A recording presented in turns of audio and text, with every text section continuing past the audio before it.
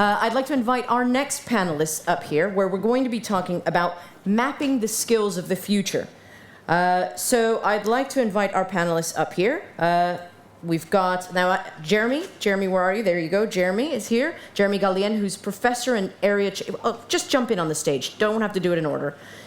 Professor and area chair of management, science and operations at the London Business School. We've got Charles Letizia, who is chief procurement officer and group procurement director at Tesco. And Clive Rees, who's vice president, international chief procurement officer at Fujitsu Limited. Thank you very much, gentlemen, for being here. Right, again, hi, I'm Maria Villablanca. You've had me for the past half hour. I'm back for the next half hour. We've got 29 minutes now to go, where I've got a couple of questions. So, Charles, I'm going to put you in the hot seat first. Is there an imbalance between the younger and older generations working in procurement and supply chain? Why, and how do we fix it? I know. Great question. The heavy question right from the bat. And I think, look, I mean, I think it's probably in top of mind for many CPOs, because I think we do have a diverse team where you have young people, you have guys with a lot of experience and so on. There's a bit of a tension. I could describe it. You have young people that perhaps are coming without any dogmas around how procurement works. Oh, interesting. Okay. And open and receptive to new ways of doing things. And I think during COVID is when I saw perhaps a bit of a younger crowd stepping up with creative ways of how to resolve issues. Well, we kind of all had to recreate different ways to do things during the pandemic, didn't we? Yeah. Yeah, absolutely. And I think, look, I mean, I've seen that across the team. I think where perhaps myself included, the older generation are maybe at another pace of understanding how digitalization, AI, automation is going to impact our function going forward. When I talk to a lot of the graduates, we have a very good graduate program in Tesco.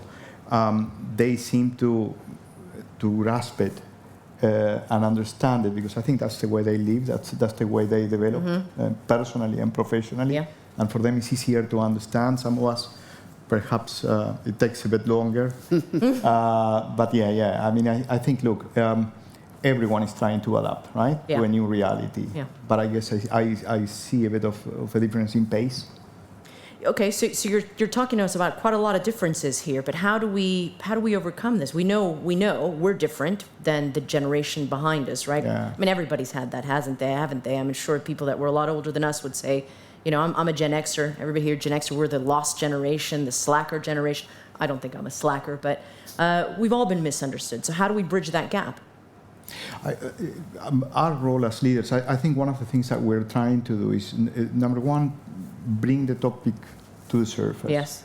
Just create awareness that things are changing. Yes. And are changing at a different pace now, right? Because perhaps 5-10 years ago we were already talking about automation, but it was much more of a theoretical concept. Yeah. I think right now we're seeing these sort of solutions, platforms and so on, is happening, right? So I think it's a little bit more immediate, and step one is creating that awareness, ensuring that we discuss a bit of a roadmap of how our organizations should look like 5-10 years from now.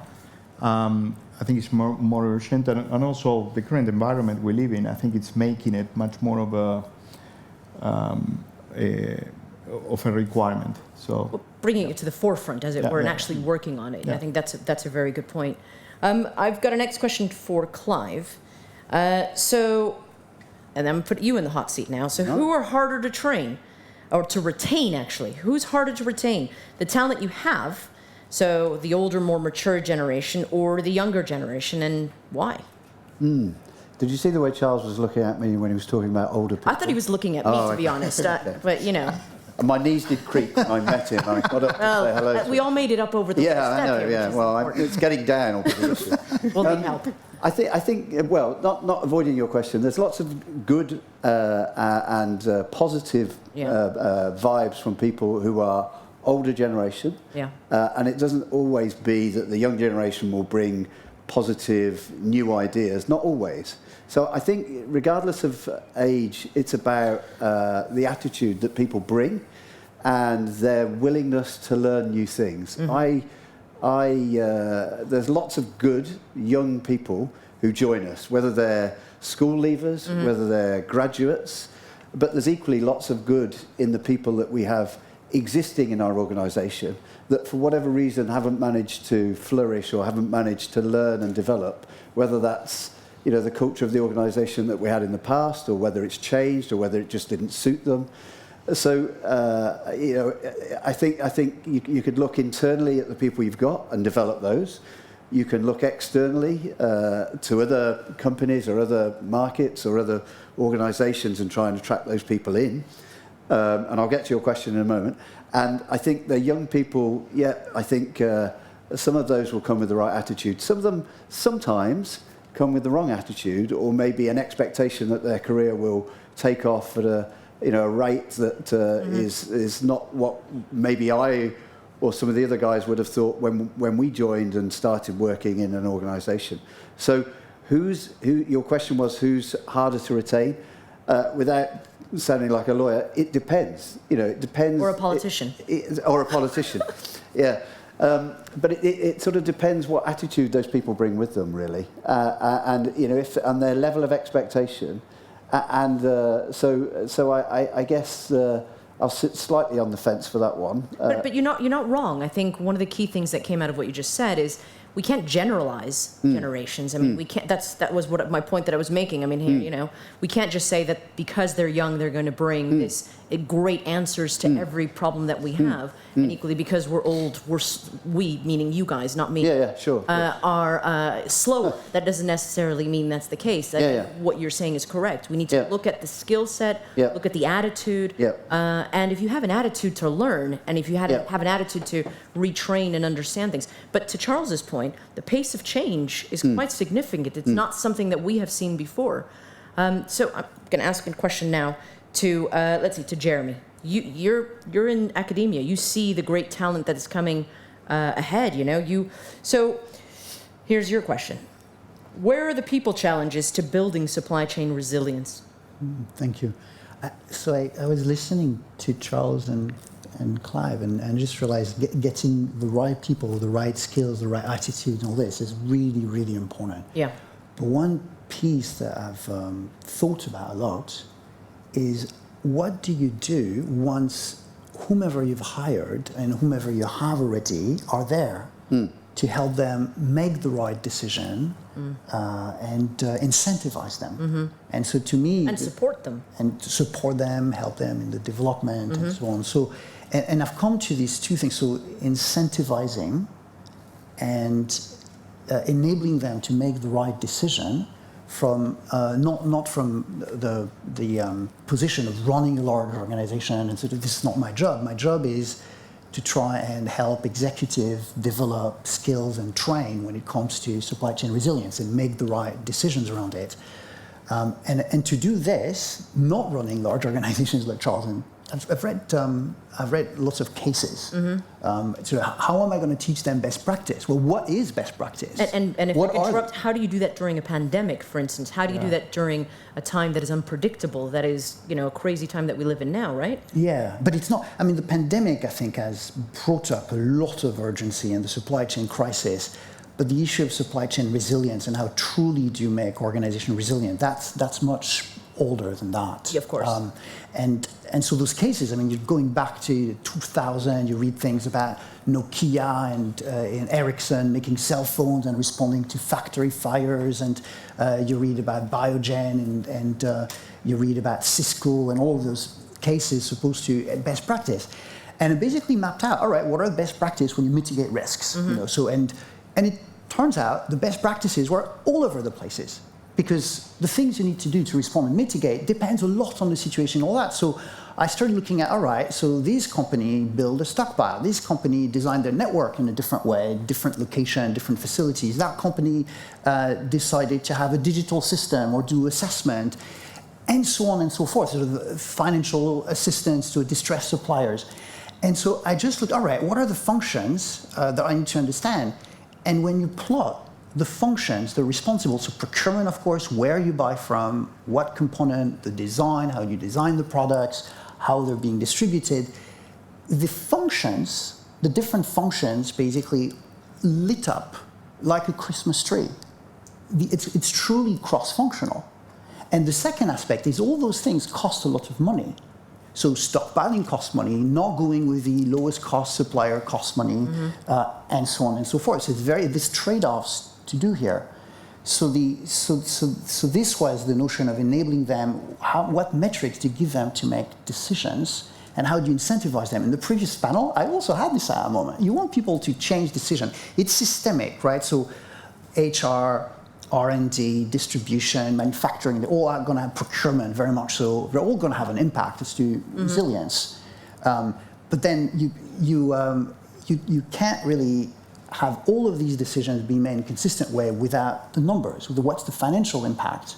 And the incentives at the local level, it comes down to metrics. So in the previous panel, this was how do you really truly want to change people's behavior from incentivizing based on total landed costs, okay, which is the dominant sort of paradigm, to doing something else. You change that, the people incentive behavior, by changing the way they're evaluated and performing what they care about. And I think it comes down to... But that's easier said than done. I mean, that's part of the problem that we had in the previous panel, is that there was a lot of talk about this at, say, board level. How do you operationalize this? How do you actually create or cultivate the kind of environment or the kind of methodology for training and support to try to, which is what we're talking about here, map the skills of the future? What are the skills of the future? Are we talking digital skills here? Are we talking when we think about the digital skills of or the skills of the future? What comes to mind? What are you looking for aside from attitude?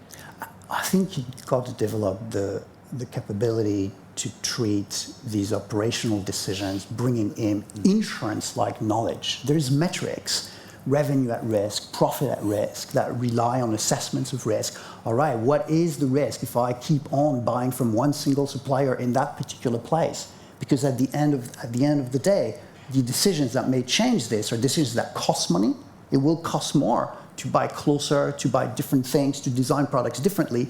But how do you trade off a higher cost that you pay now, like an insurance payoff, premium, against the benefit of something uncertain that happens in the future? So this notion... But you know, Jérémie, some of that knowledge rests with the existing supply chain and procurement people, right? We talked about, the knowledge that rests with the older generations.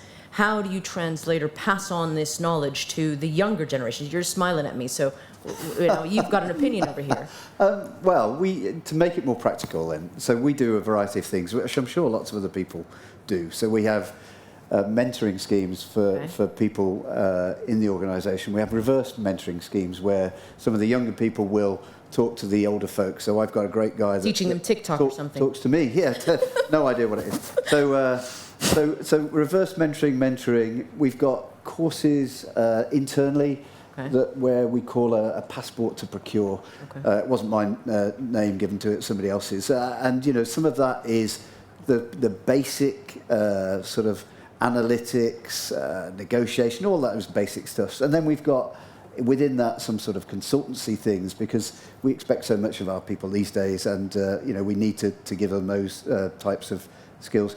And then we've got external accredited courses that we offer to people that will pay for them to go on, as well as supporting people doing postgrads or whatever. So a variety of different things in practice that we make available to people, and without being too predictable, coming back to the attitude piece, some people will use it and some people won't, and then we'll track their usage of it, and then we will ask a question or two at sort of ongoing conversations with their line manager about why they're not or why they are, because how you use that information, not whether you become a training guru or go on all the courses that a company available, it's how you use it in practice to increase your performance. And I think then they feel more valued, and back to the point, they'll likely stay with us for a bit longer. More supported as well. Yeah, I guess so. Yeah.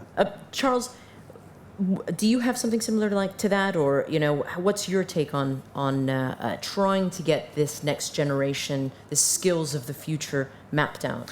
I think we do have, as Clive said, the traditional path of we give people the possibility of getting themselves professional certifications in procurement, etc., all the core skills that you need. But I think one thing that we realize as an organization is to get that balance right. The toolbox that you need is bigger. Yeah. For example, managing stakeholders, and by stakeholders I mean the whole set, internally, suppliers, etc. Is becoming increasingly critical. Lateral thinking, being able to resolve problems, complex problems of supply chain.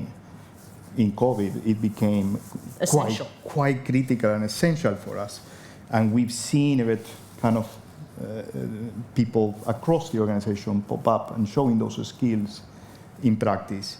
And I think it made me think around, to what extent we need to kind of expand, be much more expansive in terms of what we expect from the team, a broader range of skill sets, maybe think a bit more around, do we need a balance? I mean, do we need, vertically trained procurement people? Do we need a mix? Do we need people coming from sales, from finance, from consulting? And that mix is what I believe will make procurement organizations of the future stronger. That kind of balance, maybe not think so silo about procurement.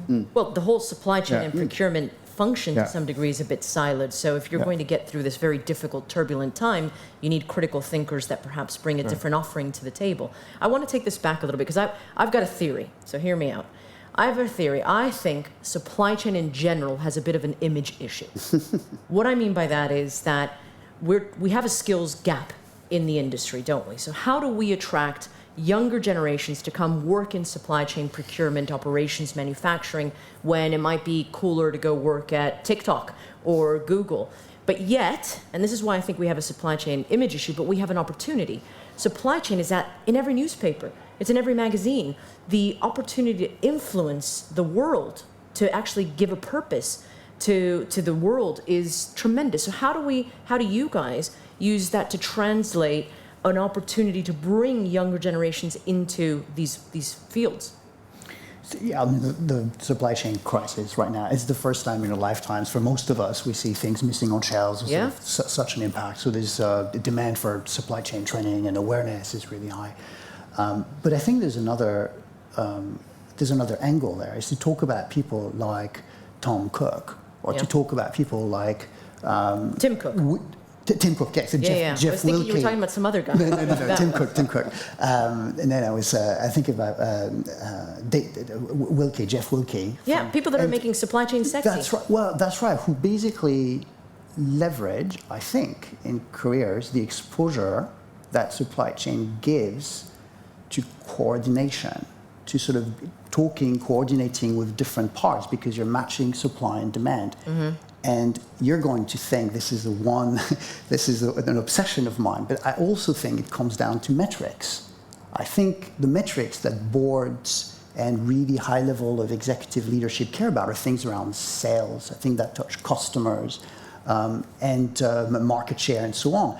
And I think supply chain, they do two functions. They have an engineering function, which is to move things around, and they're measured in truck utilization. They're measured in total cost. They're not measured in the things that the board cares about. But they also have another function, which is to match supply and demand.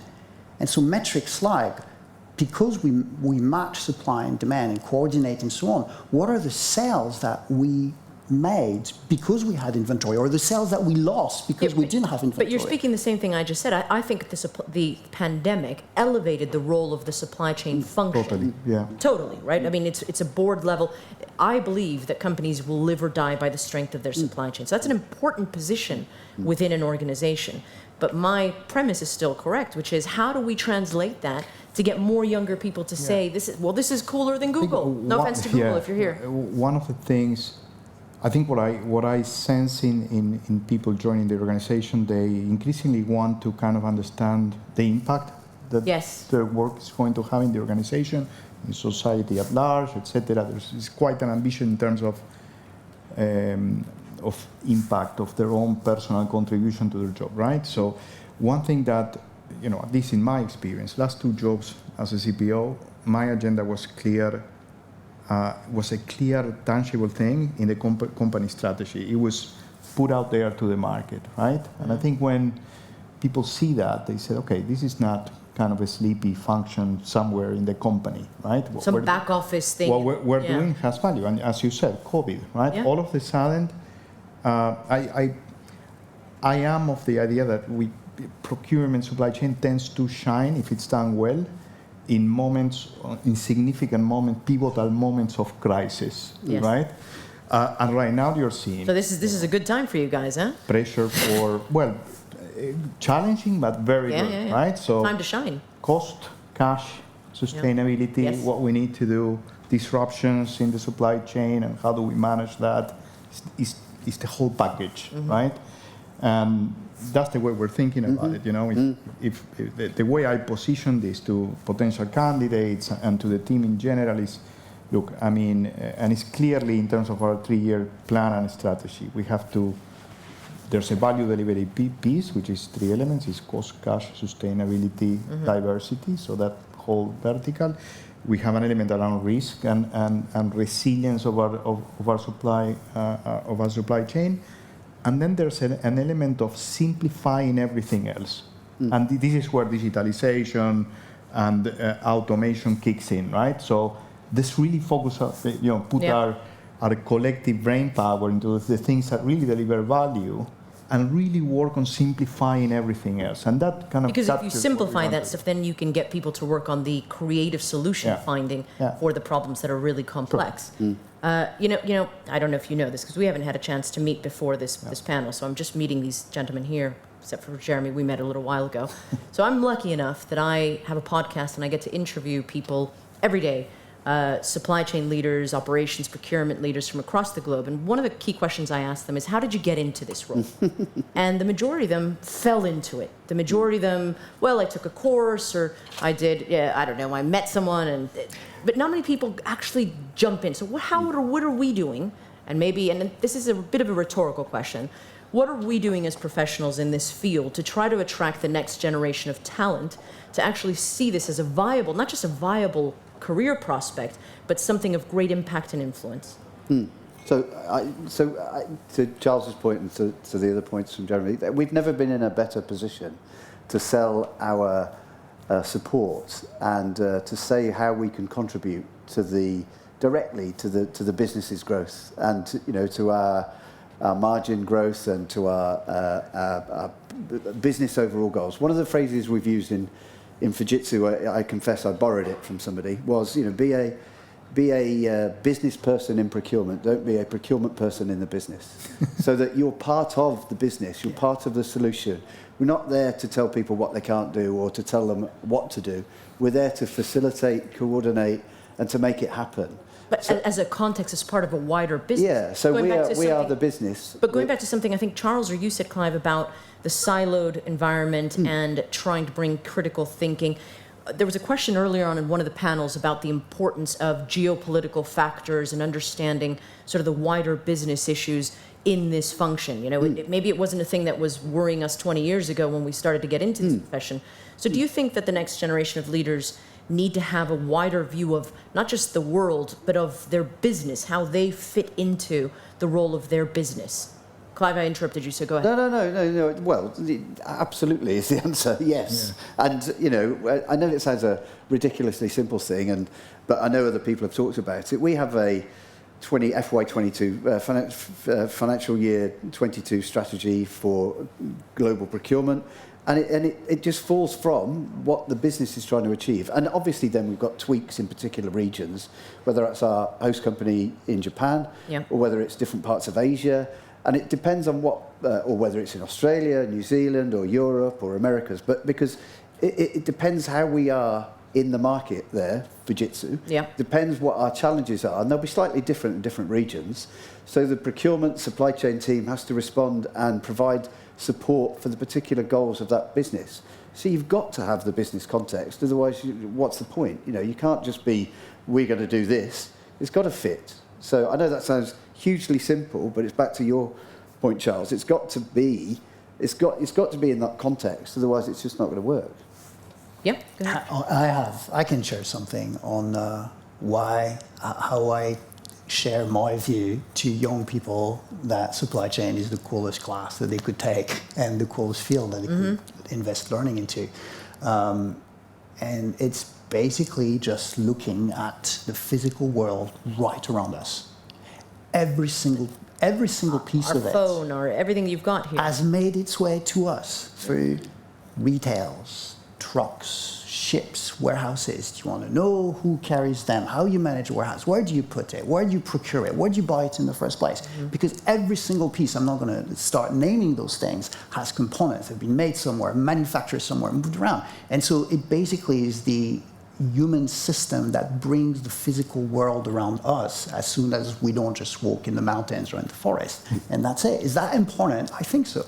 Well, and more noticeable now during the pandemic. I mean, I had this test, right? Whenever my neighbors would ask me, what do I do? And if I said supply chain, it was just sort of glassy-eyed. I have no idea what that is. Whereas now, when I say supply chain, they just ask me, so what's going on in the world? I noticed this at the supermarket, or that's missing. And they feel, to your point, they actually see and feel the effect of supply chain, procurement, manufacturing in their pockets, on their persons. Hence, we're all sitting here talking about it here at an event for The Economist. So now, how do we capitalize on that opportunity, right? And actually get that skills gap, or all the issues we're having with the Great Resignation, and get people, the right people, to work within our businesses and keep them there? That's the question that we need to solve in 3 minutes and 49 seconds. You better take that, Charles. No, I mean, it is the £1,000,000 question, right? Because I think we're all, it is a difficult market right now. There's a lot of churn. People are very selective on the places they want to work. You have to create a compelling story on why Tesco, in my case, or why Fujitsu, and so on. And I think it means different things for different people. Yeah. So there's not a kind of a solution that fits, perfectly fits. No, I think not meaning to interrupt you, sure. The young people do, and we talked about it in your other panel that I jumped at the end of, was, they do look at how sustainable that company is, what diversity, and all of those.